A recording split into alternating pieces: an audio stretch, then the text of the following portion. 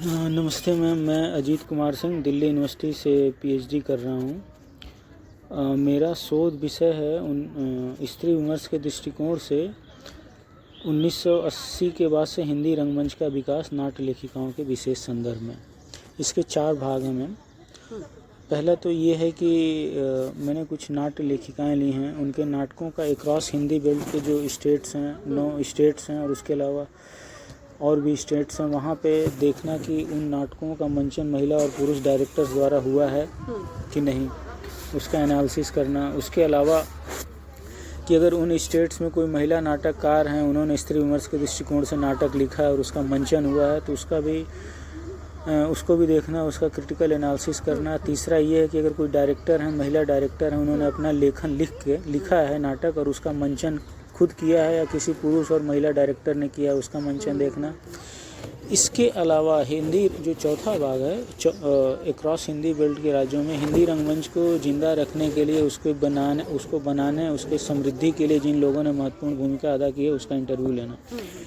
इसी संदर्भ में आज हम बात कर रहे हैं महाराष्ट्र के पुणे प्रांत की अश्विनी गिरी मैम से, जो कि NSDN हैं, एक्टर हैं और एकेडमिक लेवल पे मैम डायरेक्टर हैं। आइए मैम से बात करते हैं। अच्छा मैम, मैं चाहूँगा कि सबसे पहले आप अपनी रंग यात्रा के बारे में हमें बताएं। हाँ, मैं पूना से हूँ और हमारे घर में पहले से ही थिएटर का एटमॉस्फेयर है। मेरे दादाजी संगीत नाटक कंपनी में थे और वो उसमें काम किया करते थे। सो थिएटर या अभिनय, इसके बारे में पहले से हमारे घर में वातावरण बहुत अच्छा रहा। लेकिन तब नाटक करके कभी पैसा नहीं मिलता था, तो घर की स्थिति ऐसी थी, तो पिताजी, मेरे चाचा वगैरह लोग खुद पैसा कमा के खुद पढ़ाई लिखाई की। सो एक प्रैक्टिकलिटी है, मिडिल क्लास मेंटालिटी है, तो उन्होंने खुद होके कभी कमर्शियल या प्रोफेशनल नाटक नहीं किया। लेकिन जहाँ जहाँ उन्होंने नौकरी की, बैंक में नौकरी कर रहे हैं या किसी और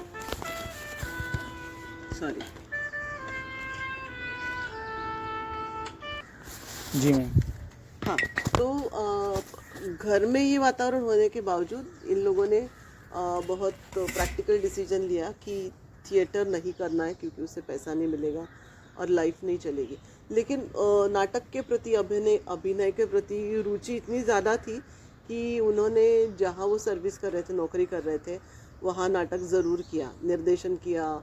बैंक में सर्विस करते थे चाचा, मेरे पिताजी ITI में थे, सरकारी नौकर थे, तो उन्होंने जितने भी एनुअल फंक्शंस होते थे खुद डायरेक्ट करते थे। मराठी नाटक होता था वहाँ। तो मेरे बचपन से हमारे घर में ये रिवाज रहा है कि हर महीने एक अच्छा नाटक देखना है और एक अच्छा सिनेमा देखना है। तो अगर हम देखा जाए तो अनौपचारिक रीति से मेरा वो एक शिक्षण ही हो रहा था, एजुकेशन था अभिनय और इसके तरफ। और स्कूल में छोटी मोटी एक्टिविटीज़ और वगैरह वगैरह मैं करती थी। लेकिन कॉलेज में आने के बाद जब मैं BCom करने लगी, तो एक थिएटर ग्रुप मिला, इंटर कॉलेजिएट जो भी कॉम्पिटिशन्स होती है उसमें मैं सहभागी होने लगी और धीरे धीरे मुझे वो अच्छा लगने लगा।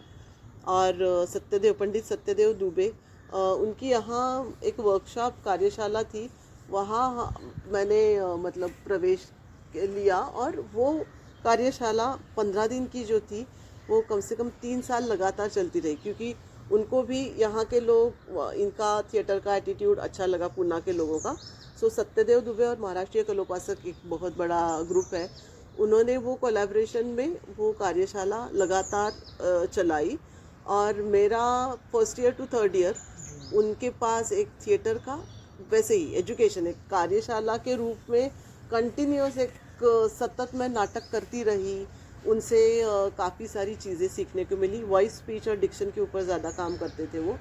और उसके side by side David Greaves करके एक हॉलैंड का आदमी है जो फिज़िकल थिएटर करता है।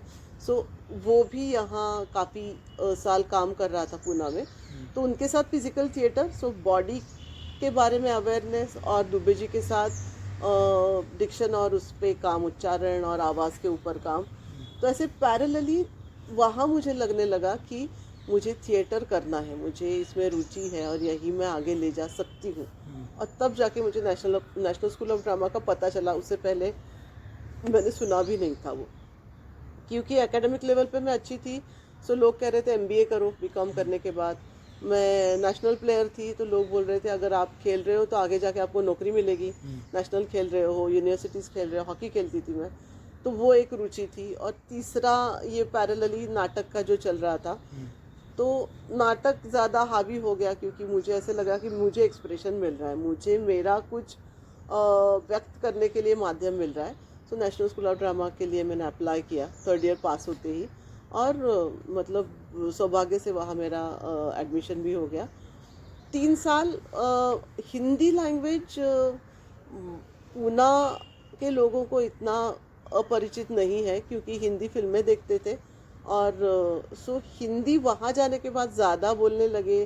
फिर डिक्शन, स्पीच, उत्तरा बावकर थी, त्रिपुरारी शर्मा जी थी वहाँ पढ़ाने के लिए, कीर्ति जैन, जो सो महिलाएं काफ़ी वहाँ थी, और उनके साथ अनुराधा कपूर थी, उनके साथ काफ़ी प्रोडक्शन हुए। अंकुर जी के साथ हुआ, विज्ञान शाकुंतल हुआ, उसके बाद रतन थियाम के साथ थिएटर किया। सो हिंदी की एक आदत हो गई, और वहाँ से बाहर अभिनय में स्पेशलाइजेशन किया मैंने, जहाँ की मुझे लग रहा था कि मैंने वहाँ जाके डायरेक्शन में स्पेशलाइजेशन करना चाहिए था।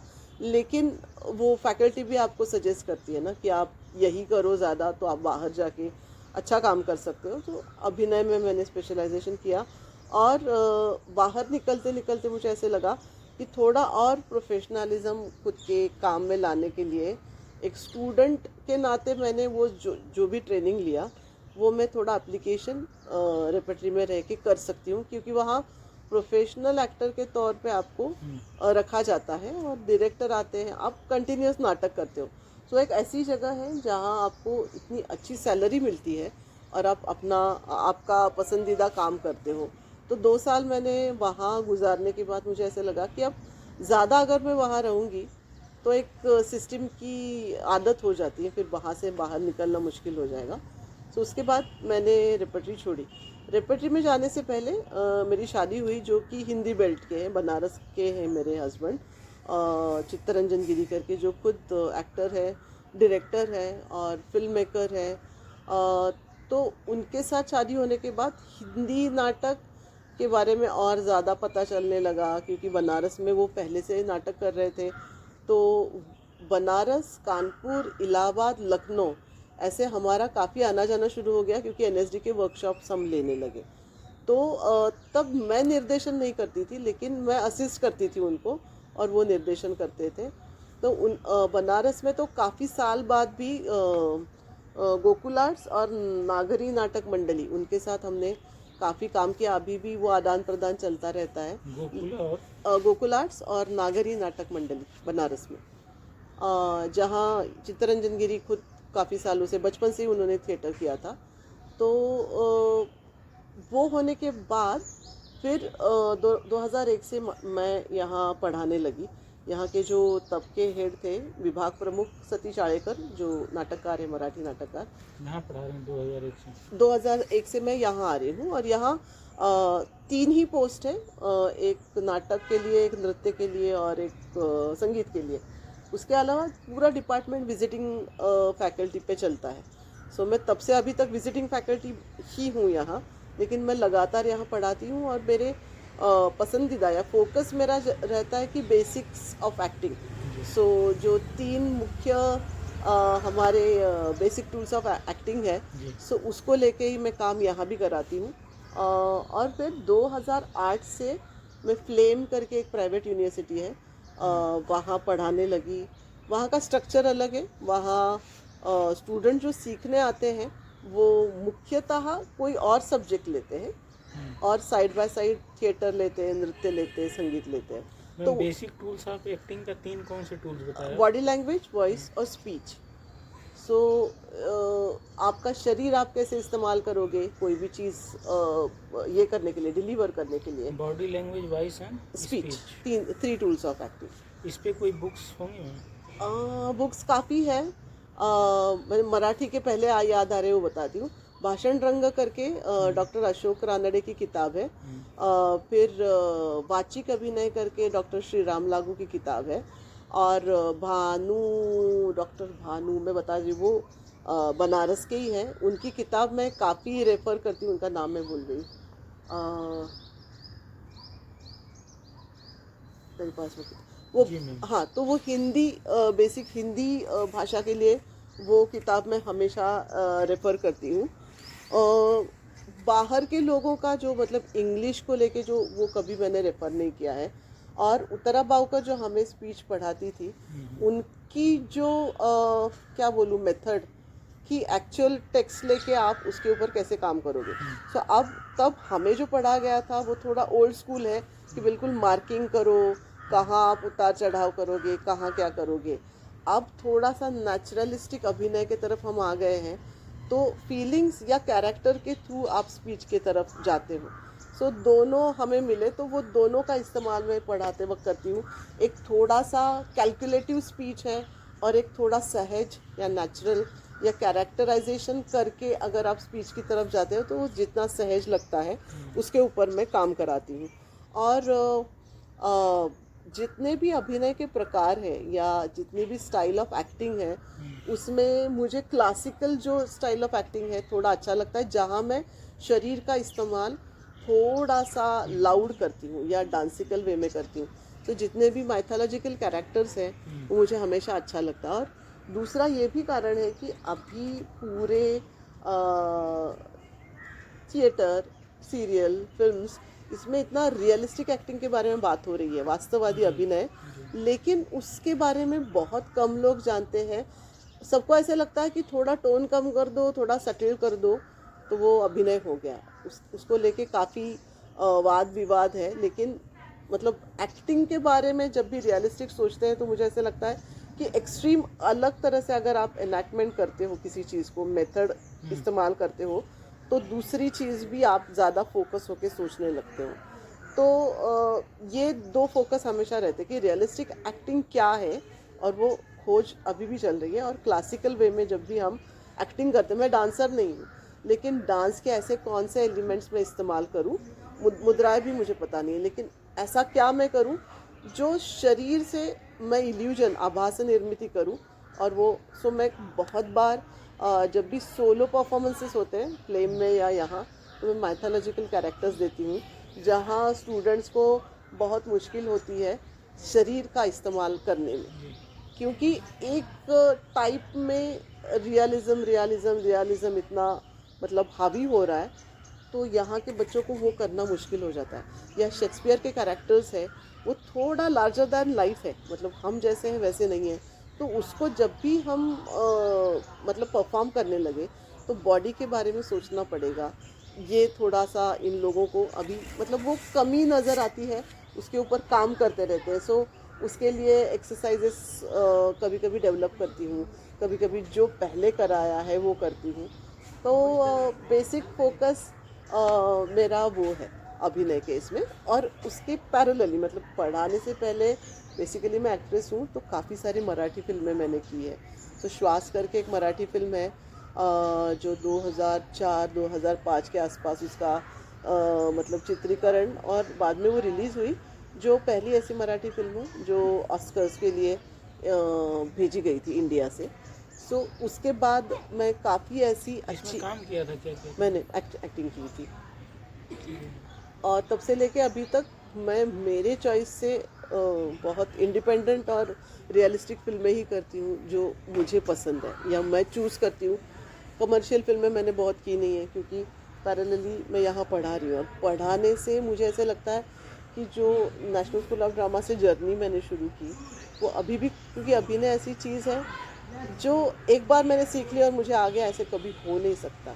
तो जो चीज़ें मैंने एक्सप्लोर की और अभी भी कर रही हूँ इन स्टूडेंट के साथ, मुझे ऐसे लगता है कि वो जर्नी ऑनगोइंग है।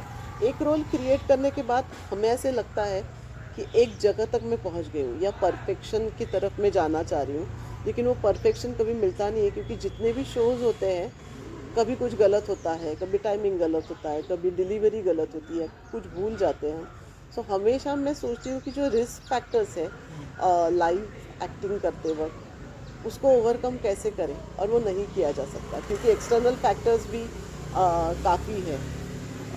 तो ये ऑनगोइंग जर्नी है और हमेशा मैं सोचती हूँ कि एक चीज़ मैं अगर थिएटर में एक्सप्लोर करती हूँ और वही सेम चीज़ अगर मैं माध्यम बदलती हूँ और फिल्मों में करती हूँ, सो एक्टिंग करने में डिफरेंस तो है, लेकिन वो एक ही एक्टर कैसे डिलीवर करता है, वो मुझे अभी भी ऐसा लगता है कि दो माध्यम है, दोनों माध्यमों को अलग अलग वे में ट्रीट करना चाहिए।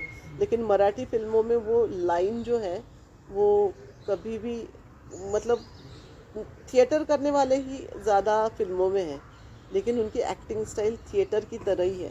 वो माध्यम बदलने के बाद उसकी जो रिक्वायरमेंट है वो पूरी नहीं करते। सो वो एक सोच चलती रहती है कि क्यों ऐसा होता है कि लोगों को, क्योंकि एक लाइव माध्यम है और एक रिकॉर्डेड माध्यम है, तो अगर हम वो माध्यम चेंज करते हैं, थिएटर में मुझे ऑडियंस तक पहुंचना है मेरे अभिनय से, और फिल्मों में कैमरा आप तक पहुंचेगा। सो इसमें फ़र्क तो है ना, एक थिन लाइन है।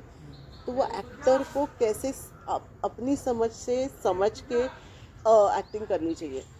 हिंदी फिल्मों में, हिंदी वेब सीरीज़ में काफ़ी हद तक वो एक रियलिस्टिक एक्टिंग या बहुत सटल एक्टिंग लेकिन विथ एनर्जी, वो अभी अभी दिखने लगा है। हो सकता है इरफान खान के बाद, वो भी थिएटर से ही आए हुए लोग हैं, तो उन लोगों ने वो एक्सप्लोर करते।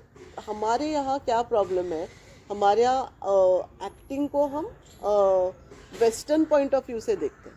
सो स्टैनिस्लावस्की पढ़ते नहीं है कोई, लेकिन उसका ऊपरी मैजिक इफ और क्या इमोशनल मेमोरी और 4-5 शब्द सब लोगों को पता है, पढ़ाते वक्त भी यहाँ लोग वही पढ़ाते हैं।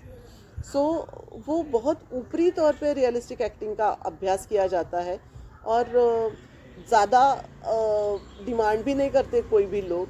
तो बहुत कम एक्टर ऐसे हैं जो अपने आप एक्सप्लोर करते करते एक्टिंग की एक नई व्याख्या बना रहे हैं। और बहुत बार ऐसे लगता है कि काफ़ी सारे एक्टर्स ऐसे हैं कि ऐसे लगता है कि वो अभिनय नहीं कर रहे हैं, मतलब रियलिस्टिक को क्रॉस करके नेचुरलिस्टिक की तरफ, कि ये हो रहा है अभी।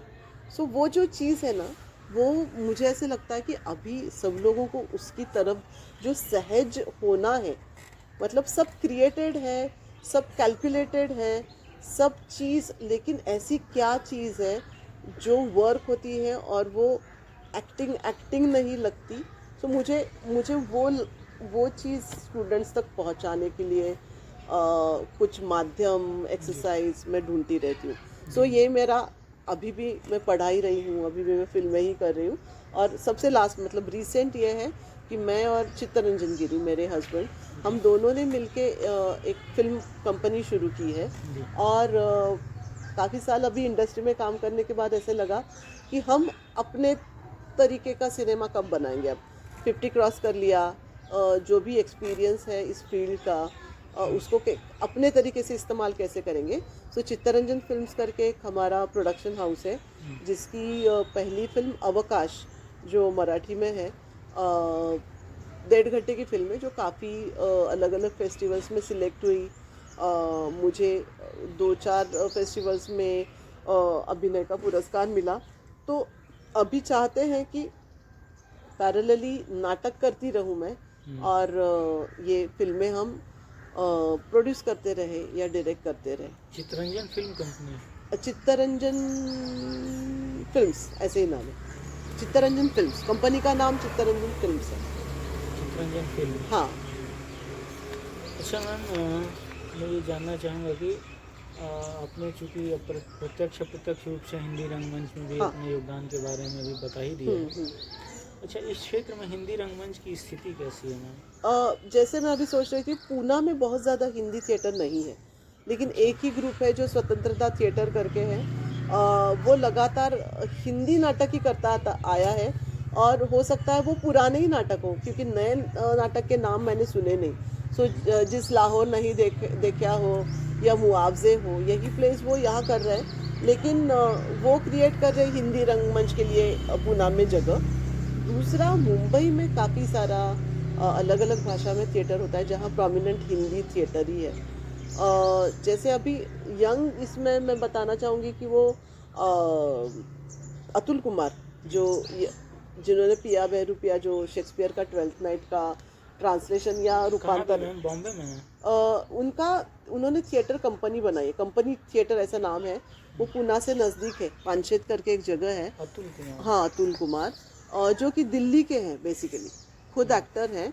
और पहले वो अलग अलग लोगों के साथ इसमें काम कर रहे थे मुंबई में, फिर उन्होंने खुद की कंपनी बनाई और अभी वो काफ़ी अलग अलग तरह के इंग्लिश और हिंदी प्ले ही करते हैं। और पिया बहरूपिया ये प्ले मतलब इतना पॉपुलर है कि मान लीजिए गए 20 साल से उसके लगातार शोज होते आए हैं। इंडिया में काफ़ी जगह हुए, अब्रॉड काफ़ी, मतलब शेक्सपियर के ग्लोब थिएटर में भी उन्होंने हिंदी उसका शो किया है, पिया बहरूपिया। और उसके बाद में ऐसे हुआ कि इतने शोज़ की डिमांड आने लगी कि उन्होंने 2 टीम्स बनाई सेम। सो एक टीम हो सकता है भारत में कर रहा है शो और एक कोई अब्रॉड कर रहा है। अभी जाके 2 महीने पहले उन्होंने लास्ट शो किया, एक मुंबई, पूना और अहमदाबाद और दिल्ली। सो अब वो प्ले उन्होंने बंद कर दिया, लेकिन उसके बाद भी उन्होंने काफ़ी सारे हिंदी नाटक किए हैं। अभी वो ये जो वॉर चल रहा है गाज़ा का, उसके उनको ट्रिब्यूट देने के लिए एक शॉर्ट स्टोरीज वो मुंबई में, लेकिन वो इंग्लिश में, चिल्ड्रन ऑफ गाज़ा करके। लेकिन उनके थिएटर ग्रुप का क्या नाम है? Company theatre. थिएटर। वो खुद एक्टर भी है, वो वेब सीरीज़ में अभी दिखेंगे आपको, कभी सिनेमा में दिखेंगे, लेकिन वो लगातार थिएटर कर रहे हैं मुंबई में जी। फिर मकरंद देशपांडे हैं जी। फिर नील चौधरी जो दिल्ली के हैं, उनके काफ़ी सारे वर्कशॉप्स और प्ले का परफॉर्मेंसेस पूना मुंबई में होता आया है। फिर मानव कौल के जो लिखे हुए प्लेज हैं वो खुद, उनका मंचन भी और वर्कशॉप्स भी पूना मुंबई में हो रही है।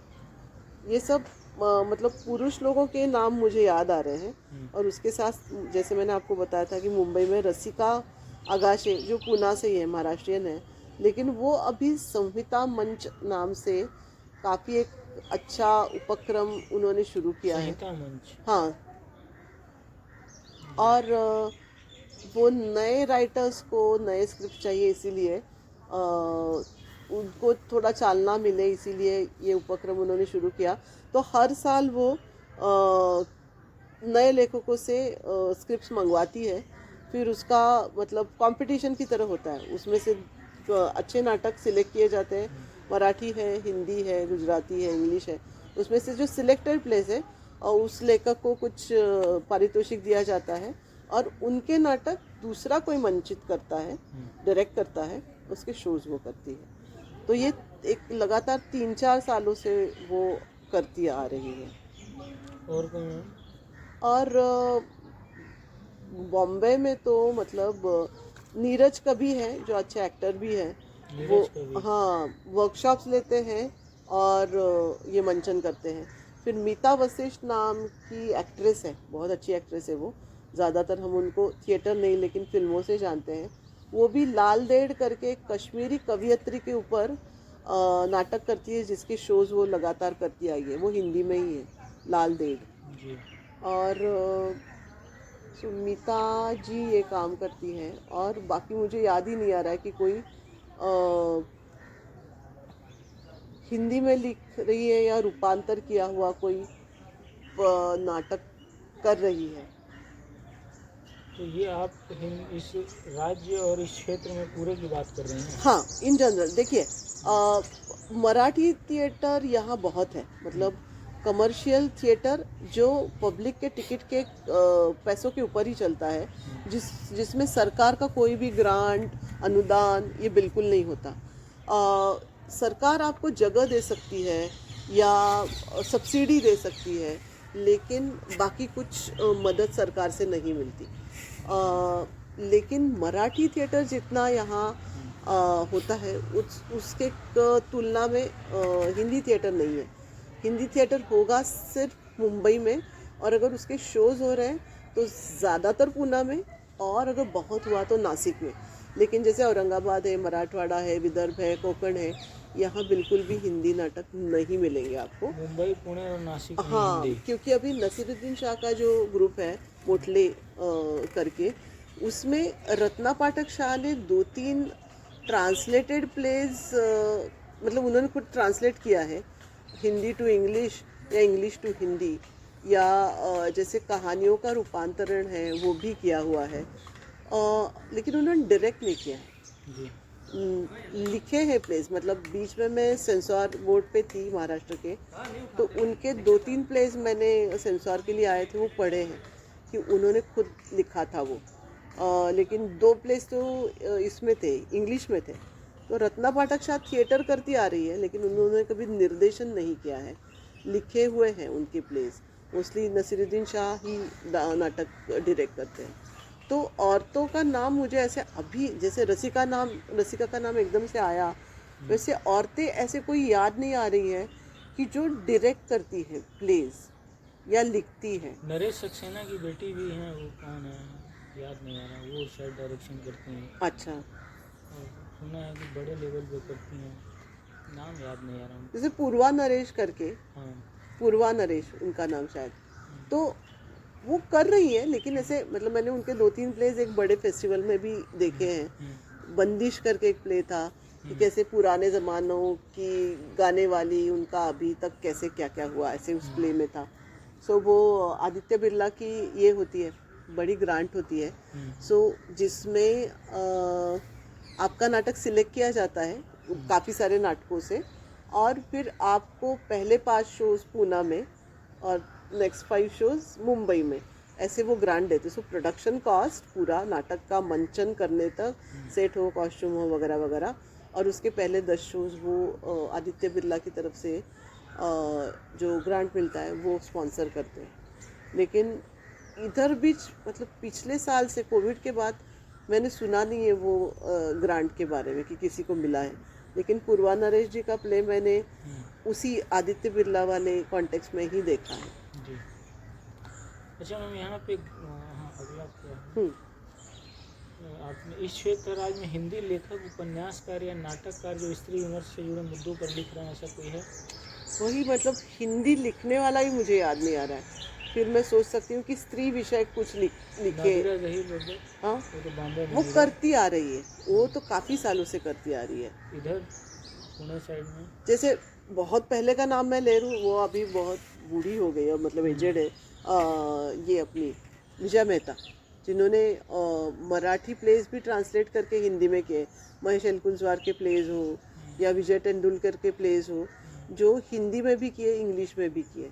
सो मराठी बेल्ट में जैसे मान लीजिए आधे जो फेमस क्लासिक प्ले है, आधे अधूरी है, या अपना आषाढ़ का एक दिन है, या अंधा युग है, वो ट्रांसलेटेड हुआ है, लेकिन एक्चुअली हिंदी में किसने किया है वो मुझे याद नहीं आ रहा है। अच्छा, इस क्षेत्र में पुरुष निर्देशकों के बारे में तो आपने, यहाँ पे पुणे में कौन है जो हिंदी में काम करने वाले या सभी तरह से? हिंदी हिंदी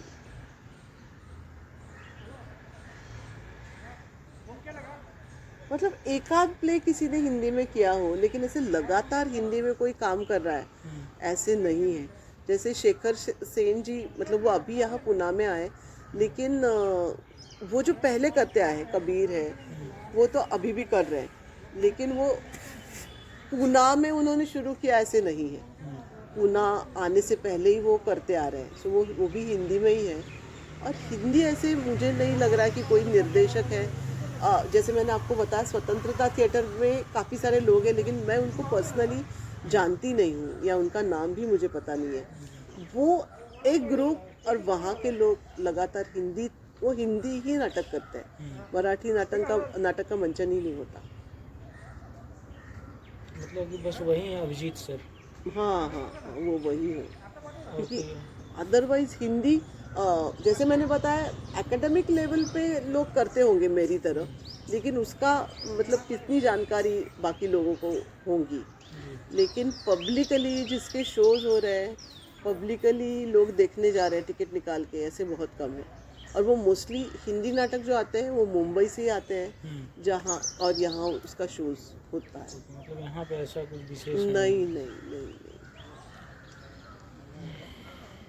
और लेखन के बारे में भी वही है कि लेखिका, कभी कभी अडेप्टेशन होगा, कभी कभी जैसे मैं बोल रही हूँ कि कहानियों यहाँ से। पे जया सरकार मैम है, 2 हिंदी हाँ। में प्ले लिखा है उन्होंने। अच्छा तो एक साथ उन्होंने किताब दी थी मुझे, है मेरे पास, अच्छा। तो वो है। मैं कल और इंटरव्यू दूसरा लेने गया था उनका। उमा कुलकर्णी करके एक है, जिन्होंने तेंदुलकर के काफ़ी शोज, काफ़ी प्लेज ट्रांसलेट किए वसंत देव की तरह, मतलब हिंदी में, जैसे गिधाड़े है या ये अपना कन्यादान है या कमला है। तो वो ट्रांसलेट किया हुआ प्ले है, लेकिन ओरिजिनल हिंदी ऐसे किसी ने नहीं लिखा होगा। जी।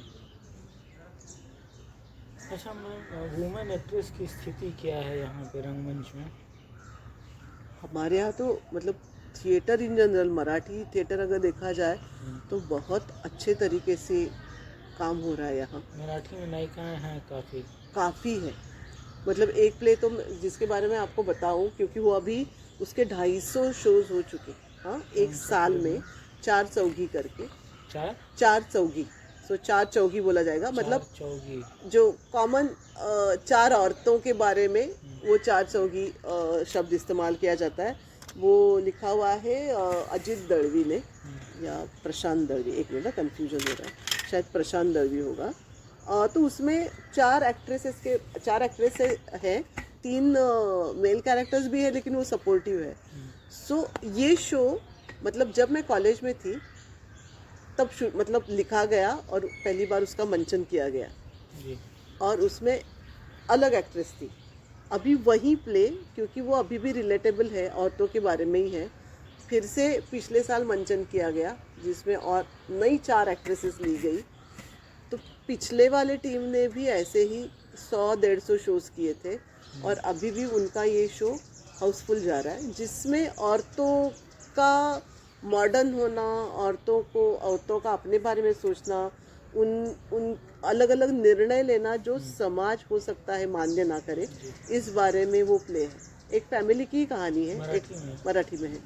माँ है और 3 बहनें हैं और चारों के अलग अलग इश्यूज हैं और वो कैसे उसको एक साथ मिलके उसके साथ मतलब बहस करती है या उसको रिजॉल्व करना चाहती है। सो वो औरतों को लेके यहाँ काफ़ी कुछ सजगता है, मतलब अभी भी नायिकाएं जो हैं फ्री होके काम कर रही हैं। बिल्कुल बिल्कुल।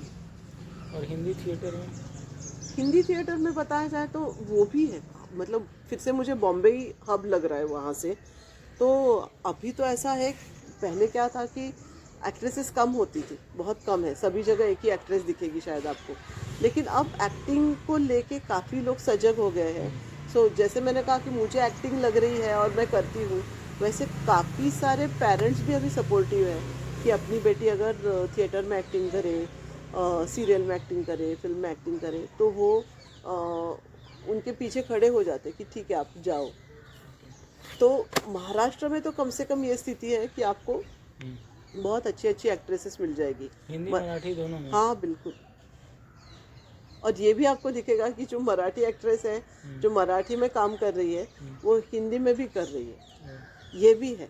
जैसे गुजराती कुछ लोग हैं जो गुजराती नाटक भी कर रहे हैं और हिंदी नाटक भी कर रहे हैं। एक्ट्रेसेस, काफ़ी एक्ट्रेसेस और अच्छी एक्ट्रेसेस हैं थिएटर में। और बहुत सी एक्ट्रेसेस ने ट्रेनिंग लिया हुआ है, बहुत सी खुद होके आई है। अच्छा मैम, एक्ट्रेसेस के अलावा और भी जो होते हैं जो कि बैक स्टेज या हाँ, वो उस क्षेत्र में आ रही हैं महिलाएं? महिलाएं हैं काफ़ी, मतलब निर्देशक अभी मुझे याद नहीं आ रहा है कोई, लेकिन लेखिका काफ़ी है महाराष्ट्र में पहले से ही।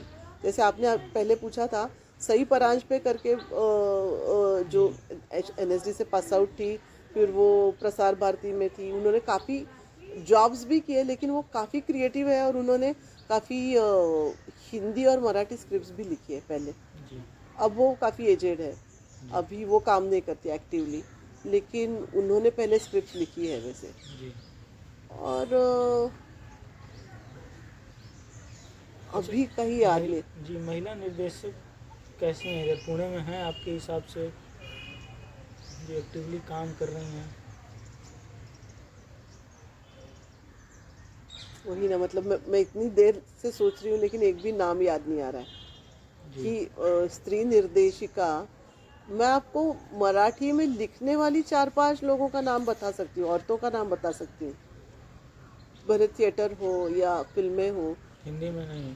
हिंदी मुझे तो मतलब निर्देशिका और लेखिका ही याद नहीं आ रही जो हिंदी। ये धनश्री मैम है जो स्वतंत्रता थिएटर की, वो शायद डायरेक्शन करती हैं। मैं आपको वही बता रही हूँ, लेकिन एक बार कर लिया होगा, 2 बार कर, जैसे लगातार नहीं करना कर है। रहे हैं।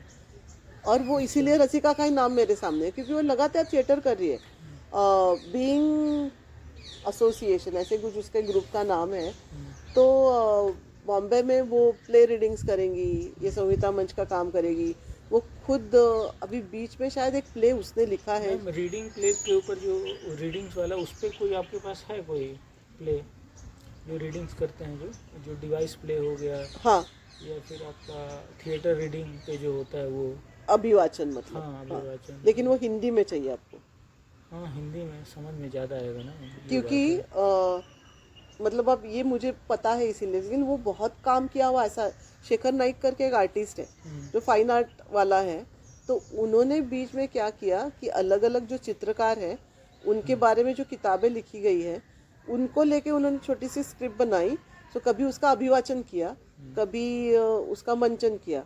सो अभी एक तुम्हारी आमरी करके, आपकी आमरी मतलब अमृता शेरगिल के ऊपर उन्होंने हिंदी में नाटक भी किया।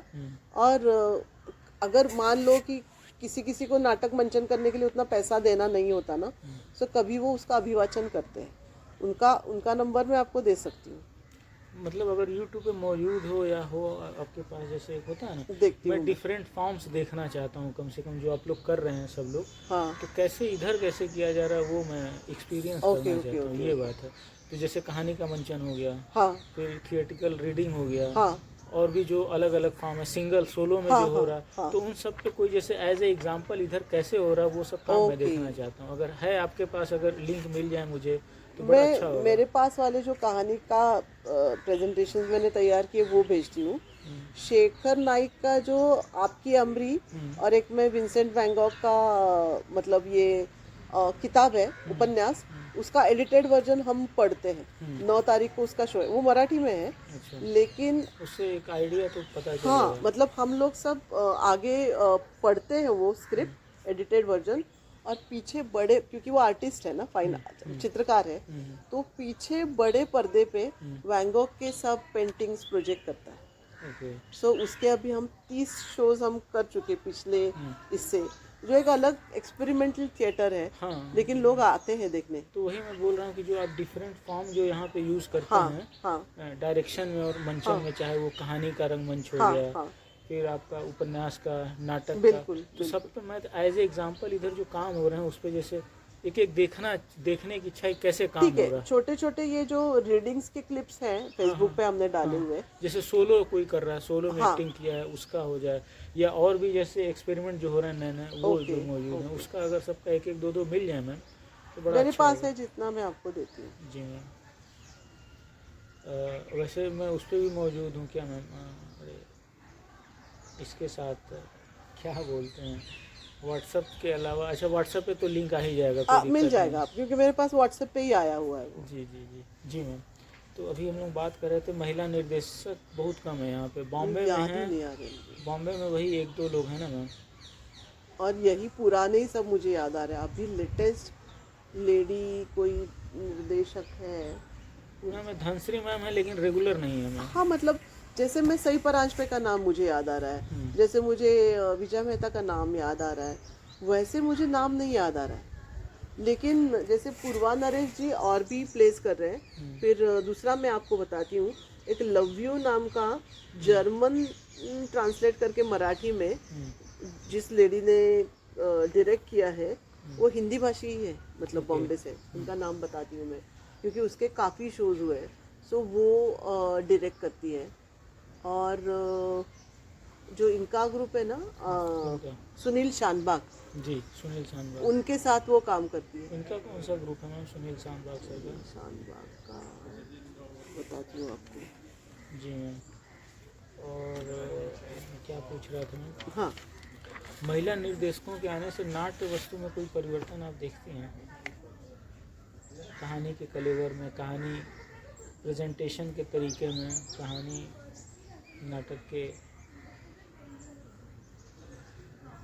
से ड्रास्टिक बदल नहीं बता सकती, क्योंकि क्या है ना, ऐसे अगर बाहरी मोटे मोटे तौर पे बताऊं तो थोड़ा संवेदना के साथ लेडी हैंडल करेगी एक्टर्स को, ओके। लेकिन वो स्ट्रिक्ट भी रहेगी, लेकिन उसका नज़रिया हमेशा वो चीज़ आराम से निकालने की तरफ होगी। लेकिन कंपैरेटिवली वही अगर मेल डायरेक्टर होता है तो थोड़ा सा हार्श हो सकता है। ये मैं मोटा मोटी बोल रही हूँ, ये और जनरलाइज होगा, हो सकता है कि कभी कभी उल्टा केस भी हो। लेकिन जितनी भी औरतें काम करती हैं, मान लो अब यहाँ की विद्यार्थिनी ये भी डायरेक्ट करती है छोटे छोटे प्लेस, तो उनका तरीका थोड़ा माइल्ड होता है, मतलब हैंडल करने में।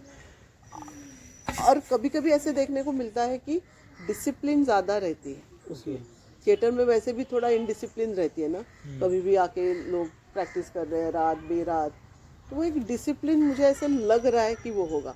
और मैं अगर सोचती हूँ जैसे मैं एकेडमिक्स में अगर निर्देशन करती हूँ तो वो शेड्यूल मेरा पहले से ही तय रहता है। सो एक डिसिप्लिन मैं अपने बारे में बोल सकती हूँ। क्रिएटिव कितना होगा पता नहीं, क्योंकि वो स्टूडेंट से निकालना पड़ेगा, लेकिन एक डिसिप्लिन है, एक बेसिक चीज़ है कि लॉजिक चाहिए मुझे हर चीज़ का जो थिएटर पे आप क्रिएट कर रहे हो। सो मतलब अगर मेरे पॉइंट ऑफ व्यू से मैं देखूं तो डिसिप्लिन ज़्यादा आएगी, और लोगों को, एक्टर्स को हैंडल करते वक्त थोड़ा केयरफुली हैंडल करेंगे। लेकिन मेरे अलावा मैंने ऐसे किसी को देखा नहीं है, लेडी जो फीमेल निर्देशिका हो, जिसने ऐसा कुछ अलग तरीके से काम किया हो। उनकी कथा वस्तु में कैसा परिवर्तन, नाट्य वस्तु में, मतलब महिलाओं के जो नाटक जो लिखती हैं या उनके उसमें नाट्य वस्तु में किस तरीके से प्रेजेंटेशन है फ़र्क जो? अब मुझे यहाँ की एक पास आउट है बहुत पहले की, मनस्विनी लता रविंद्र, हिंदी में नहीं लिखा उन्होंने अभी, लेकिन उनका एक सिगारेट्स करके नाटक है, वो बाद में हिंदी में ट्रांसलेट हुआ। हाँ, तो यहाँ से बाहर निकलने के बाद वो थोड़ा सा बोल्ड थॉट्स है उसमें औरतों को लेके, कि एक सिस्टम में अगर हम औरतों को देखते हैं तो वो अगर ब्रेक करती है तो सोशली उसको कैसे लिया जाता है। तो अभी भी स्ट्रगल वही है औरतों का, और औरतें अगर लिखती हैं तो भी अभी भी वही है कि एक फ्रेमवर्क में अगर औरत ठीक से रहे तो सोशली एक्सेप्टेबल है, लेकिन अगर वो ब्रेक करना चाहे वो फ्रेमवर्क, मेरी इच्छा या मेरी चाहत, तो वो एक्सेप्टेबल नहीं है। अभी भी पुरुष लेखक भी वैसे ही लिख रहे हैं, स्त्री लेखिका भी उसकी तरफ वैसा ही अभी एटीट्यूड है, फ्रेमवर्क अभी भी वही है। हाँ, तो ये मनस्विनी लता रविंद्र काफ़ी फेमस है, मतलब मराठी इसमें। उन्होंने हिंदी में कुछ नहीं लिखा है, लेकिन मराठी में लगातार वो लिखती आई है, और वो मतलब थिएट्रिकल स्क्रिप्ट भी लिखती है, और लगातार ये मराठी सीरियल्स की स्क्रिप्ट लिखती है, जिसमें भी वुमन ओरिएंटेड, वुमन सेंट्रिक ही सब्जेक्ट्स रहते हैं। फिर उसमें बस मराठी है। हाँ, वो मराठी है। तो पुरुष तथा महिलाओं के नाटकों के कथ्य में फ़र्क कैसा होता है? वही, लेकिन कंपैरिजन के लिए हमारे पास उतना ये नहीं है, लोग नहीं है। सो जैसे चार चौकी के बारे में मैंने कहा, उसका लेखक भी पुरुष है, और उसका निर्देशन भी पुरुष ने ही किया है, लेकिन वो प्ले देखते वक्त ऐसे लगता है कि वो औरतों के लिए काफ़ी अच्छी चीज़ें डिलीवर हो रही है उससे, या नई सोच डिलीवर हो रही है। लेकिन अगर यही औरत कोई डायरेक्ट करती तो शायद वो ज़्यादा इमोशनल बना देती है। मैं मेरा अपना विचार बता रही हूँ, क्योंकि एक मर्द ने वो डायरेक्ट किया है तो उसकी सोच थोड़ी बैलेंस लगी मुझे। हो सकता है कि उसका जो नज़रिया है औरतों की तरफ देखने का वो वहाँ रिफ्लेक्ट होता है, लेकिन वही नाटक अगर किसी औरत ने लिखा होता तो शायद वो बैलेंस नहीं होता इतना। ऐसे पता नहीं क्यों लग रहा है, क्योंकि औरतों के लेखन में अभी भी वो जो मैटर ऑफ फैक्ट होना होता है ना, कि अभी औरत बदल गई है बहुत बाहर, वो थोड़ा इमोशनल या जैसे सिंपैथी गेन करना होता है ना, वैसे ही होता लेकिन अभी जो लिखा हुआ है वो पुरुष के पॉइंट ऑफ व्यू से औरतों की तरफ देखा गया है।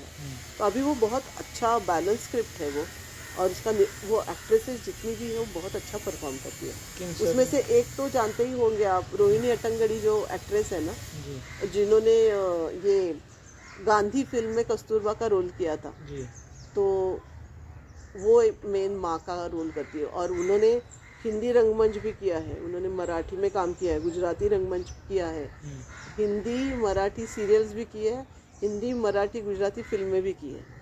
तो काफ़ी एक्सपीरियंस है और वो अच्छी एक्ट्रेस है। मतलब बाकी सब भी मराठी रंगमंच और फिल्मों की एक्ट्रेसेस है, लेकिन वो ग्रुप बहुत अच्छा है। और एक भी शो 250 शो क्रॉस कर लिए, एक भी शो उनका ऐसा नहीं गया कि ऑडियंस नहीं है, हाउसफुल, फुल हाउस मतलब।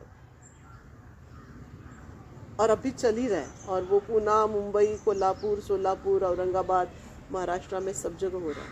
इन सब जगहों पे हिंदी थिएटर नहीं है, बस मराठी है। एक हो सकता है कि मतलब, लेकिन उसकी जानकारी मुझे नहीं है। एमपी और महाराष्ट्र का बॉर्डर पे नागपुर आता है। तो नागपुर में अगर आप लैंग्वेज सुनोगे तो थोड़ा मिक्स हिंदी मराठी होती है, महाराष्ट्रियन लोग हैं, लेकिन ये मध्य प्रदेश का इन्फ्लुएंस है थोड़ा सा बॉर्डर पे होने पे।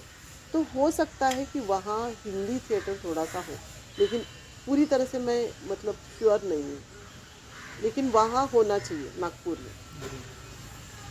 अच्छा मैं इस क्षेत्र में सरकार की कोई भूमिका आपको हिंदी थिएटर के लिए दिख रही है? नहीं, हिंदी के लिए कुछ भी नहीं है, क्योंकि मैं वही बोल रही हूँ, जितने भी स्टार्स हैं, जैसे नसीर है, अनुपम खेर है, या और किसका जैसे नादिरा जी है, तो वो लगातार ये करते आ रहे हैं और उनको पैसे की ज़रूरत नहीं, क्योंकि उनके नाम से ही लोग टिकट खरीद के आ रहे हैं। सो ऐसा कुछ अनुदान है, ग्रांट है, ऐसा कुछ मुझे नहीं लग रहा है कि कोई लेता होगा। मुझे किस तरह का अनुदान वैसे मिलता है यहाँ पे? यहाँ थिएटर वो क्या रेपेटरी ग्रांट मिलते हैं?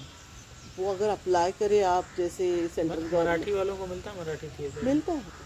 कौन सा? प्रोडक्शन ग्रांट, प्रोडक्शन है, रेपेटरी है, फेस्टिवल।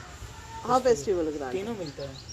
जैसे अब एनएसडी के बारे में मैं जानती हूँ, अप्लाई करने के बाद अगर आपके सब उसमें आप बैठ रहे हो, जो भी उनके रूल्स एंड रेगुलेशंस हैं, तो मिलते हैं ना। जैसे मैं आपको बताऊँ, यहाँ आईपार करके एक संस्था है, विद्यानिधि वनार से करके उसके हेड है, और काफ़ी बाहर के शोज़ वो ऑर्गेनाइज करते हैं, लेकिन उन्होंने शायद ये रेपेटरी के ग्रांट लिया हुआ है, क्योंकि लगातार काम कर रहे हैं ना वो, तो रेपेटरी ग्रांट उन्होंने लिया है। फिर थिएटर एकेडमी करके एक बहुत पुराना ग्रुप है, जिसमें ये घासीराम कोतवाल जिन्होंने किया था बहुत पहले। थिएटर एकेडमी ये पुणे में है? हाँ, पुणे में ही है।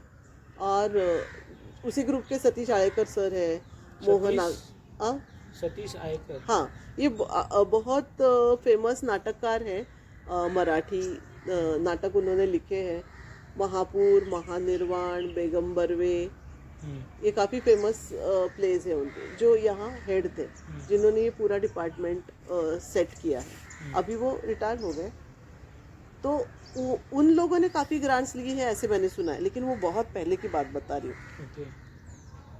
और अभी जैसे रेपेटरी की ग्रांट आप बता रहे हो, लेकिन वही है, अप्लाई करने के बाद सबको मिलेगा ही, ऐसे नहीं है। ये एनएसडी में अप्लाई करना पड़ता है? एनएसडी में काफ़ी सारे ऐसे आउटरीच प्रोग्राम्स हैं। सो जैसे मान लीजिए कि मेरा ग्रुप है और मैं लगातार काम कर रही हूँ, या मुझे कोई थिएटर वर्कशॉप ऑर्गेनाइज करना है, तो मैं प्रपोजल भेज सकती हूँ, और मैं एनएसडी पास आउट हूँ, तो मेरी तरफ थोड़ा ध्यान भी दिया जाएगा।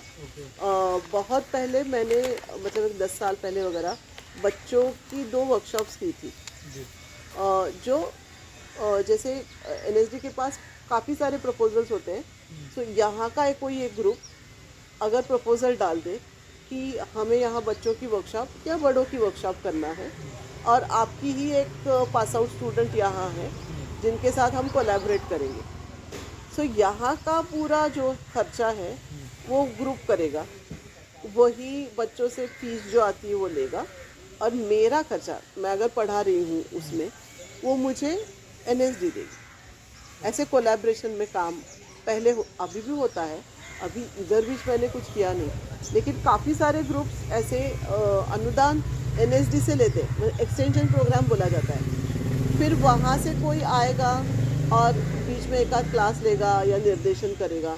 सो NSD की तरफ से अगर मुझे भेजा जाता है मेरे बेल्ट में लोकल इसमें, तो मैं काम करती हूँ। और ऐसे काफ़ी सारे उनके पास प्रोजेक्ट्स हैं।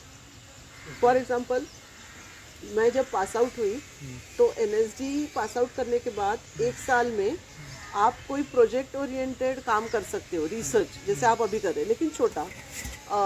उसके लिए मुझे ग्रांट दी जाती थी। अब उस वक्त मान लीजिए कि पूरा अगर प्रोजेक्ट मैंने कंप्लीट किया तो कुछ 10,000 पर मंथ वगैरह था। सो मैं और मेरे हस्बैंड हम दोनों ने realistic acting and Hindi short stories, ऐसा हमारा सब्जेक्ट था। तो जितना डिटेल्ड वर्णन हिंदी स्टोरीज में किया जाता है उसको लेके और रियलिस्टिक एक्टिंग को हमने एक साथ कनेक्ट करके 4 प्रोजेक्ट्स तैयार किए थे। और उसमें से काफ़ी सारी स्टोरीज सिलेक्ट की और उसमें से एक जानकी नाम की स्टोरी थी, उसका मंचन किया और वो देखने के लिए NSD की तरफ से लोग आए थे। सो प्रोजेक्ट और फाइनल प्रोडक्शन ऐसे 1 साल तक हम ये करते गए। उनको 3-3 महीने पे प्रोजेक्ट भेजते गए कि हमने क्या पढ़ा, हमें क्या लगा और एज एन एक्टर हमें क्या मिला। तो ऐसे हर एक पास आउट स्टूडेंट को उनकी तरफ से 1 साल में आप ये कर सकते हो और आपको ये पैसा दिया जाता है। तो ये एक है।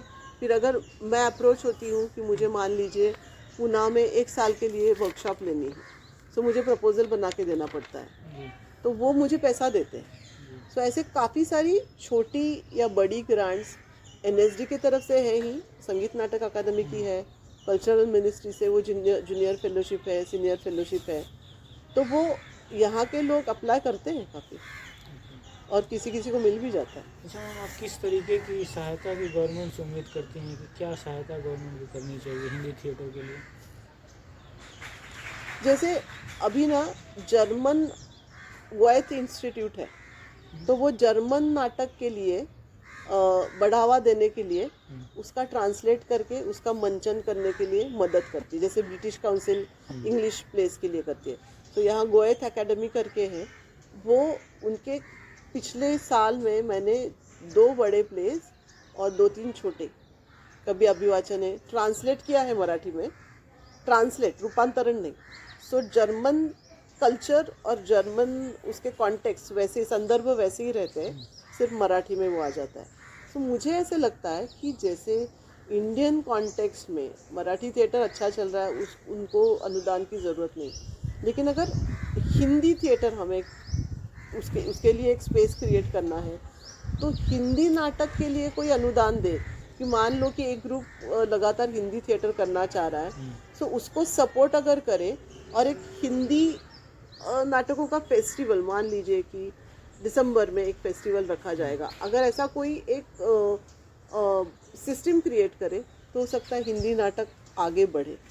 हिंदी नाटक लोग देखना चाहते हैं, जैसे मैंने बताया ना कि दिल्ली से NSD के नाटक अगर यहाँ आते हैं, पृथ्वी थिएटर में किसी ने नाटक तैयार किया है, वो देखने आएंगे, क्योंकि यहाँ दोषी फेस्टिवल है, आईपार फेस्टिवल है, फेस्टिवल्स काफ़ी होते हैं।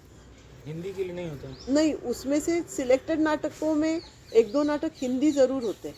कौन कौन से यहाँ फेस्टिवल होते हैं? दोषी फेस्टिवल लिखे हम। दोषी? हाँ जी।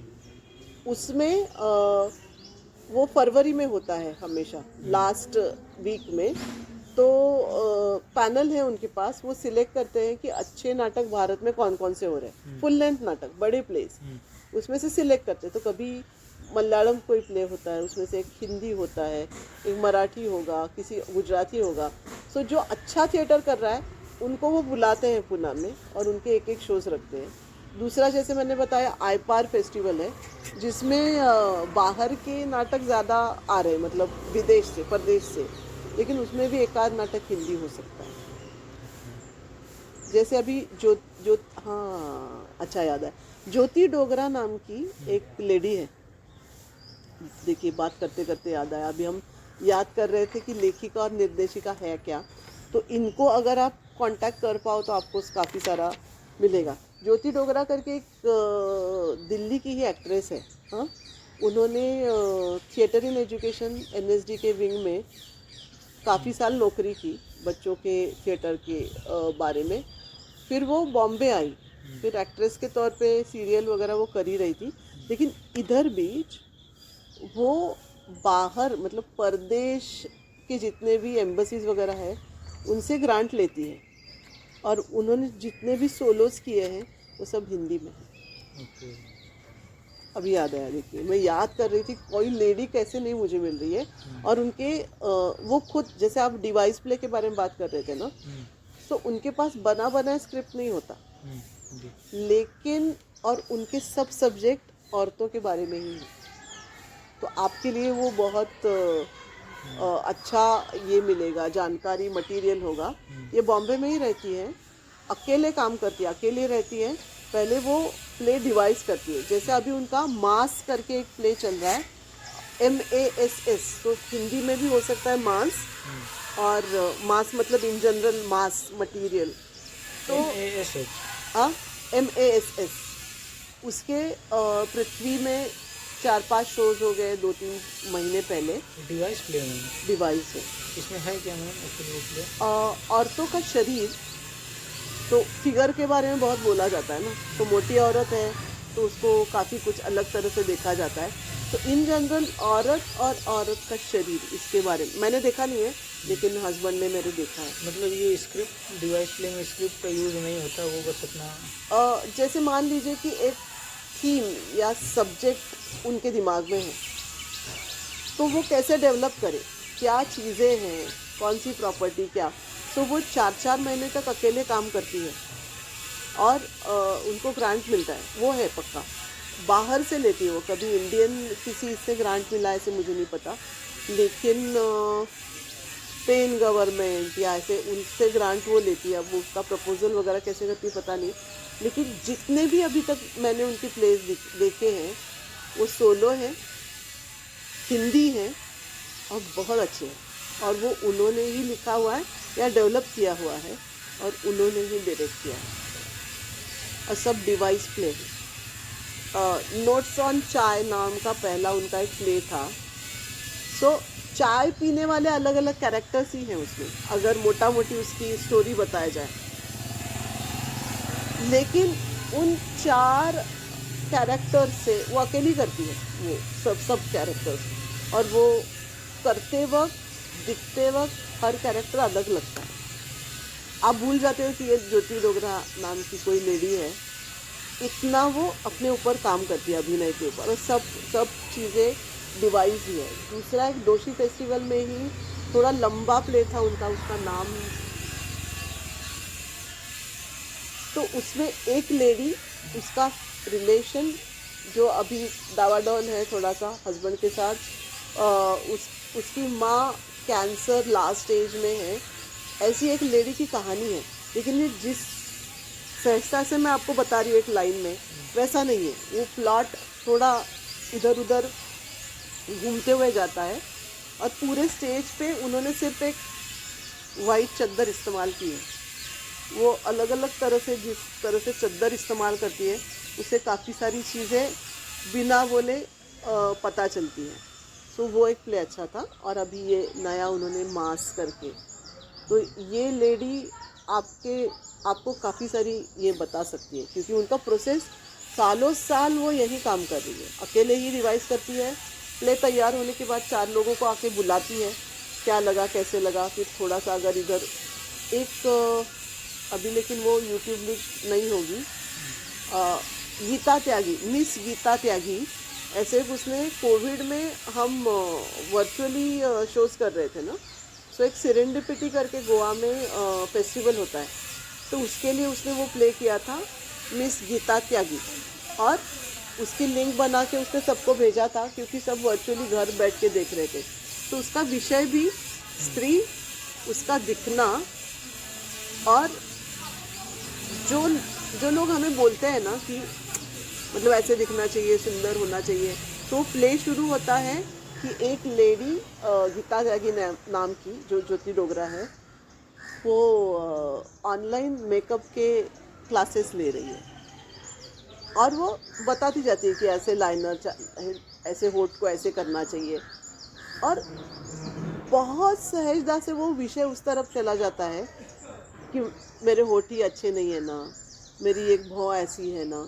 सो सब्जेक्ट वही है, वो औरतों का दिखना और समाज का उनके प्रति मत हर बार, और कैसे एक औरत जनरल उन सब ओपिनियंस के ऊपर निर्भर करती है अपना होना, दिखना, रहना। सो उसका कुछ है ही नहीं खुद का। तो वो सब्जेक्ट भी स्त्री रिलेटेड ही है। तो हिंदी नाटक के लिए अनुदान दे गवर्नमेंट और फेस्टिवल मतलब आयोजित करें आप, ये दो डिमांड करते हैं सरकार से। हाँ, फेस्टिवल्स अब हिंदी के यहाँ नहीं होते, लेकिन यहाँ के जो फेस्टिवल्स होते हैं उसमें एक आध हिंदी नाटक ज़रूर होता ही होता है। और कुछ चाहते हैं गवर्नमेंट से? जैसे मैंने कहा कि मतलब सपोर्ट, और वो अधोरेखित करना पड़ेगा कि हिंदी नाटक ही हो। और देखने कौन आएगा? मराठी प्रेक्षक ही आएंगे, तो वहाँ कैसे जाएंगे? तो उसकी मार्केटिंग स्ट्रैटेजी, आजकल तो मार्केटिंग इतना ज़्यादा है कि आप अगर वो पहुँचाओगे नहीं, जैसे NSD का सैटेलाइट फेस्टिवल यहाँ हुआ था, उसका मार्केटिंग ज़्यादा नहीं हुआ, तो NSD के नाटक देखने भी मुश्किल से 10 लोग ऑडिटोरियम में थे, तो ऐसे नहीं चलेगा ना। तो इतना बड़ा फेस्टिवल, भारंगम का सैटेलाइट फेस्टिवल होता है ना, दिल्ली में होता है, उसके बाद गुजरात में है, अहमदाबाद, पूना, ये 4-5 जगह वो सैटेलाइट फेस्टिवल होता है। अच्छा, ये भारंगम में प्ले भेजने का क्या सिस्टम है? कोई भी भेज सकता है। सिर्फ मान लीजिए कि एक ग्रुप से अगर आप 2 एंट्री भेज रहे हो ना, तो वो अलाउड नहीं है। एक ग्रुप से एक ही आदमी एक ही एंट्री भेज सकता है। और एक मतलब इस बार भी मुझे पैनल पे बुलाया था, लेकिन मेरा ही प्ले है जो मैंने बताया ना, अभिवाचन का, हमने भी एंट्री भेजी है, तो वहाँ 4 पैनल्स बैठते हैं। अभी 17 तारीख से लगातार पहला प्राइमरी शॉर्टलिस्ट किया होगा। इसके लिए कहीं से कोई फॉर्म डाउनलोड करना पड़ता है? हाँ, ऑनलाइन होता है। NSD की वेबसाइट? हाँ, NSD की वेबसाइट, भारंगम का फॉर्म होता है। तो फिर आप क्या अपने प्ले का वीडियो अपलोड करते हैं? मतलब अच्छा 3 कैमरास के साथ पूरा अच्छे से शूट किया हुआ ये भेजना पड़ता है आपको। पूरा प्ले तैयार, और जिसके शोज आपने किए हैं, ऐसा नहीं है कि बिल्कुल अब शोज किए भी ना तो हम शूट कर ही नहीं सकते, लेकिन मेटा और ये भारंगम के लिए वो ज़रूरी है कि मतलब राइटर की तरफ से परमिशन, बाउंड स्क्रिप्ट और ये पूरा रील, मतलब 3 चीज भेजनी पड़ती है, राइटर का परमिशन, स्क्रिप्ट और ये बाउंड पूरा ये रिकॉर्डेड। आजकल तो वो लिंक बना के भी हम भेज सकते हैं, अपलोड कर सकते हैं। पहले तो DVD मांगा जाता था, अब आजकल तो वो वीमियो लिंक बनाया जाता है ना, ताकि उसमें पासवर्ड होता है, ताकि वो बाहर के लोग ना देखे, जिनको भेजा है उतने ही लोग देख सकें, ये तो लीक होने की संभावना होती है ना। अच्छा मैम, ये तो आपने बताया कि जैसे मार्केटिंग भी जो फेस्टिवल ये करें वो ज़रूरी है, और फेस्टिवल के लिए एक सिस्टम क्रिएट करें, हिंदी नाटक के लिए अनुदान दें, 3 चीज़ें आपने बताई। हाँ जी, यही, और कुछ नहीं है। और मतलब हिंदी नाटक करने के लिए लोगों को उद्योग, थिएटर है हिंदी नाटक करने के लिए, जगह स्पेस है रिहर्सल के लिए बहुत है। मतलब बॉम्बे में ये प्रॉब्लम है क्योंकि लोगों का रहने का डिस्टेंस बहुत है ना, पूना में जगह बहुत है। मतलब आजकल तो जितने भी उपनगर जैसे पिंपरी चिंचवड है, वहाँ भी छोटी छोटी स्पेसेस शुरू हुई है, तो जगह की कमी नहीं है। करना चाहो तो आप अच्छा, और हो ही रहा है। मतलब पूना में इतना हैपनिंग है कि आप पूना में रहोगे और सोचोगे कि मैं रोज नाटक देखूंगा ना, तो भी आपके पास दिन कम पड़ेंगे, इतना थिएटर हो रहा है। मतलब आप दोपहर, शाम, रात अलग अलग शोज देखोगे ना। मराठी थिएटर, हाँ, एक्सपेरिमेंटल है, प्रोफेशनल है, हाय, सो काफ़ी काम होता है। उसमें से एक आध हिंदी भी मिल जाएगा आपको, लेकिन आपके पास टाइम कम पड़ जाएगा, इतना काम हो रहा है, और जगह भी है। मतलब हम लोग ऐसे बोलते हैं कि कई सारे प्लेस तो मैंने देखे ही नहीं अभी, क्योंकि उतना टाइम ही नहीं है। अगर जैसे मैंने बताया, मैं रोज़ अगर सोचूंगी ना तो रोज़ प्लेस हो रहे हैं, और एक जगह नहीं, ऐसी कई स्पेसेस हैं। कमर्शियल तो रोज़ ही हो रहा है, लेकिन एक्सपेरिमेंटल प्लेस भी हो रहे हैं रोज़। अच्छा, यहाँ पे हिंदी रंगमंच की कोई ताकत आपको दिखाई देती है, स्ट्रेंथ? भाषा, हाँ? भाषा जिस तरह की भाषा, मतलब मराठी एकदम साहित्यिक अच्छी वेट वाली जो भाषा का महत्व है ना, वैसे मुझे ऐसा लगता है कि जो हिंदी अस्खलित हिंदी जो होती है ना, उसका बहुत प्रभाव पड़ता है मराठी लोगों के ऊपर, क्योंकि संस्कृताइज है ना, वो दोनों कहीं ना कहीं मिलती जुलती है। तो अच्छी हिंदी सुनने के लिए यहाँ काफ़ी ऑडियंस मिलेगा, प्रेक्षक। अच्छा।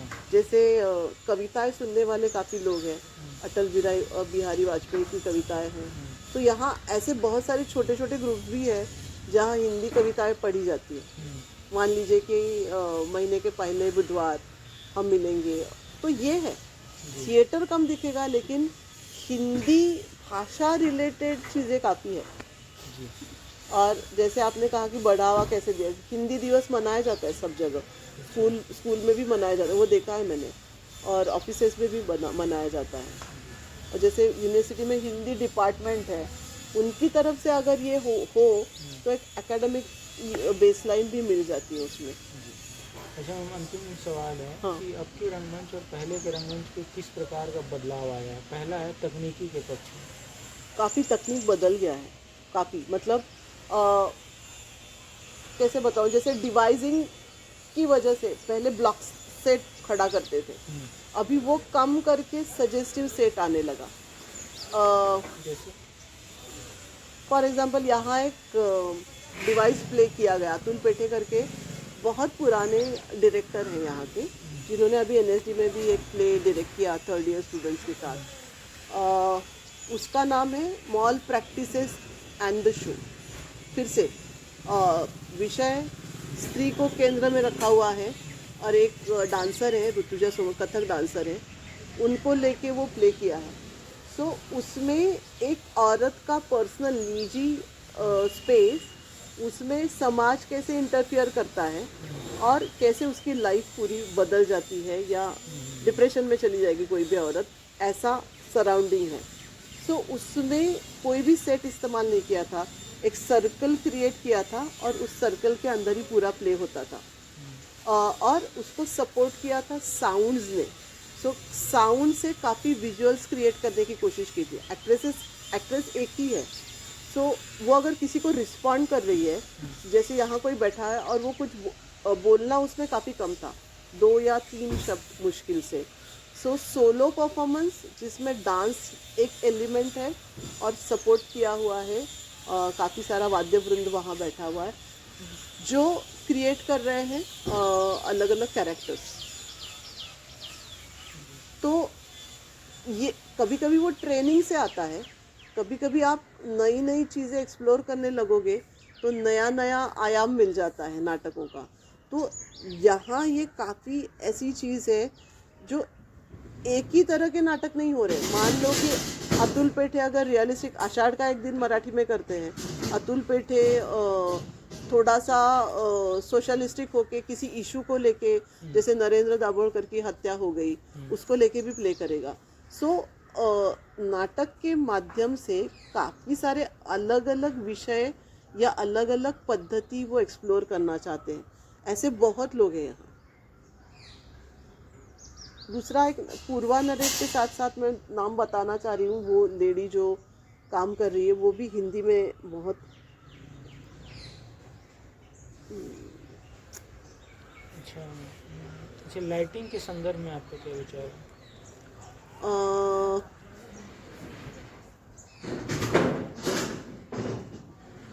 लाइटिंग में परिवर्तन पहले और अब का क्या, कौन कौन सी लाइटें का आना और क्या क्या? बहुत टेक्निकली मुझे पता नहीं, लेकिन विजुअली तो वही है कि जैसे एक्सपेरिमेंट हो रहा है एक्टिंग स्टाइल या मंचन पद्धति में, वैसे ही टेक्निकल लोग भी काफ़ी सारा ये फॉर एग्जांपल अभी एक नाटक देख रही थी मैं इसका, रिकॉर्डेड वर्जन था ऑथेल्लो का। सो ऑथेल्लो में जब भी अपने वाइफ के बारे में एक जेलसी आती है उसके दिमाग में, सो ऐसे पहले किसी भी प्ले में मैंने नहीं देखा था कि उसको उस जेलसी का दौरा पड़ रहा है, ऐसा उसका मेटाफर इस्तेमाल किया था। और लाइट ऐसे फ्लिकर होने लगती है, जैसे उसकी भावना बदल रही है अंदर। वो अपने पत्नी को बहुत चाहता है, डेस्डेमोना को, और उस दूसरा आदमी उसको बताता है कि उसका किसी तीसरे के साथ रिलेशन है।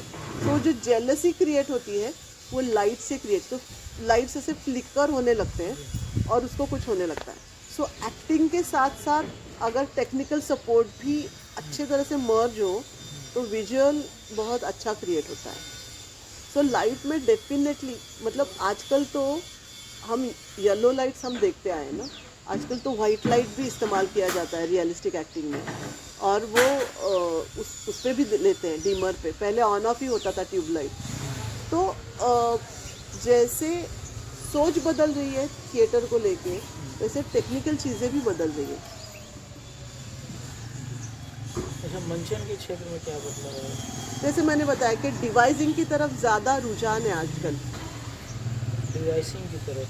हाँ, कभी कभी क्या होता है, स्क्रिप्ट तैयार है लेकिन उसको सीधे सीधे तरीके से पेश नहीं किया जाता, लेकिन उसको अलग अलग सिंबल्स, मेटाफर्स इस्तेमाल करके उसका मंचन किया जाता है। जैसे मैंने अभी ये सोलो का बताया ना, सो साउंड से आप एक साउंड विजुअल क्रिएट करने की कोशिश कर रहे हो, लाइट से आप इमोशन क्रिएट करने की कोशिश कर रहे हो।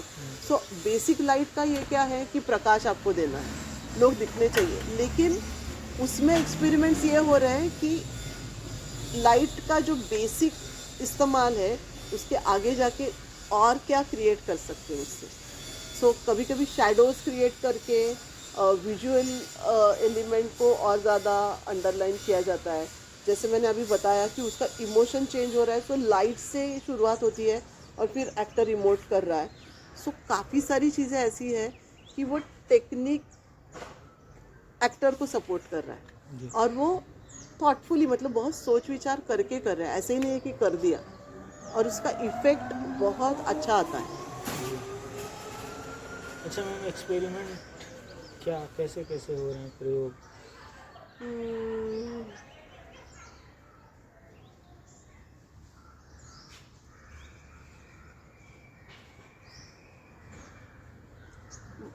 जैसे अलग अलग माध्यमों के बारे में बताया कि जो बेसिकली डांसर है उसको एक उसका डांसिकल एलिमेंट एक्टिंग में कैसे इस्तेमाल करके कैसे एक एक्सपेरिमेंटल प्ले तैयार किया जाता है। सो 3-4 माध्यम एक साथ आके कोई चीज़ डिलीवर की जा रही है थिएटर में। जैसे मैंने बताया अभिवाचन में कर रही हूँ, सो हम आवाज़ से अलग अलग कैरेक्टर या विजुअल्स क्रिएट कर रहे हैं, लेकिन उसको सपोर्ट कर रहा है पूरा विजुअल, पूरा पर्दा। वैन गॉग के क्लासिक्स पेंटिंग्स आपको दिख रहे हैं। तो ये एक्सपेरिमेंट ही है। तुम्हारी आमरी, मतलब अमृता शेरगिल को लेके एक तरफ 2 एक्ट्रेसेस, अमृता शेरगिल और उनकी बहन, उनके रिलेशनशिप के बारे में बात कर रही है, मतलब स्क्रिप्ट पढ़ रही है, और दूसरी जगह उनके पेंटिंग्स दिख रहे हैं उसी से रिलेटेड बैक में। हाँ, एक्सपेरिमेंट, क्योंकि 2 माध्यम अलग है ना, विजुअल आर्ट्स है और अभिनय, नाटक का माध्यम इस्तेमाल कर रहे हैं हम जी। सो महाराष्ट्र में इन जनरली सब जगह ही, लेकिन महाराष्ट्र में इतना थिएटर हो रहा है ना कि लोग चाहते हैं कि जो पहले मैंने किया है मैं ना करूं, मैं कुछ अलग तरह से करूं। हो सकता है वो अभिनय में हो सकता है वो डायरेक्शन में हो सकता है आप मतलब प्रॉपर स्टेज ना इस्तेमाल करके ओपन में आके कुछ करो। सो जगह को लेके भी एक्सपेरिमेंट करते हैं लोग। संवेदना प्रदर्शन में तकनीकी के प्रयोग के बारे में मतलब क्या पूछना चाह रहे हैं? संवेदना प्रदर्शन में तकनीकी का प्रयोग कैसे हो रहा है? वो कॉम्प्लीमेंट्री है चीज़ें, मतलब एक के लिए दूसरा है, पूरक है, ऐसा ही है अभी तक। मतलब क्योंकि कोई भी एक चीज़ अगर हावी हो जाए तो वो डिलीवरी उतनी सेंसिटिवली नहीं होगी। तो बिल्कुल जितने भी थिएटर के कंपोनेंट्स हैं, मतलब मराठी या हिंदी जितना भी मैं देख रही हूँ, उसमें वो सब सपोर्टिव है एक दूसरे को। जी। अच्छा मैम, अभी आप बात कर रहे हैं कि रियलिस्टिक एक्टिंग और नेचुरलिस्टिक एक्टिंग में दोनों में फ़र्क क्या है? सेम ही है, लेकिन मैं अगर एक्टिंग कर रही हूँ, ये ना दिखे जी। या जितना सहजता की तरफ मैं जाऊँ, उतना वो नेचुरलिस्टिक की तरफ जाते हैं। तो रियलिज्म और नेचुरलिज्म सेम ही है, थोड़ा सा थिन लाइन है। ओके। लेकिन रियलिस्टिक करते वक्त जिस तरह से आप कैरेक्टर क्रिएट करोगे, उसका बैकग्राउंड क्रिएट करोगे या उसको कैसे अपने ऊपर चढ़ाओगे, लेकिन जैसे किसी का मतलब उदाहरण देके आपको बताना पड़ेगा कि उसकी एक्टिंग लगती है और किसी की लगती ही नहीं कि वो एक्टिंग कर रहा है। जी। अब इरफान खान का परफॉर्मेंस देखो लाइफ ऑफ पाई में, अब फिल्मों का ही उदाहरण ले सकती हूँ मैं, लेकिन वो बंदा जो कर रहा है वो अभिनय नहीं है, और कभी कभी ऐसे लगता है कि मेरे यहाँ बैठ के वो सीन क्रिएट हो रहा है, तो वो इतना ज़्यादा सहज होते हैं कि हमें ऐसे लगता है कि मैं उस सीन में बैठी हूँ। हम एकदम उनसे एकरूप होने लगते हैं, और वो बहुत मुश्किल है। जो कन्विक्शन आपको क्रिएट करना पड़ेगा, क्योंकि उतनी सहजता से आप अगर बोल रहे हो टेक्निकल इसमें, तो बहुत मुश्किल है। और नाटक में वो लाना और भी ज़्यादा मुश्किल है, क्योंकि आपको थोड़ा सा लाउड बोलना पड़ता है, लाउड आपको सब एक्सप्रेशंस देने पड़ते हैं। तो आप उस सिस्टम में भी सहजता कैसे डिलीवर करोगे, मुश्किल बात है, लेकिन बहुत मुश्किल नहीं है अगर आप काम करोगे तो। जी। बहुत बहुत थैंक यू मैम। अभी हम बात कर रहे थे पुणे की अश्विनी गिरी मैम से, जो कि एक्टर हैं और एकेडमिक लेवल पे मैम डायरेक्टर हैं और NSDN हैं। ये बहुत अच्छा मैम काम कर रही हैं। तो मैम का बहुत बहुत आभार कि इन्होंने अपना इतना महत्वपूर्ण और कीमती वक्त मुझे दिया। Thank you ma'am. Thank you so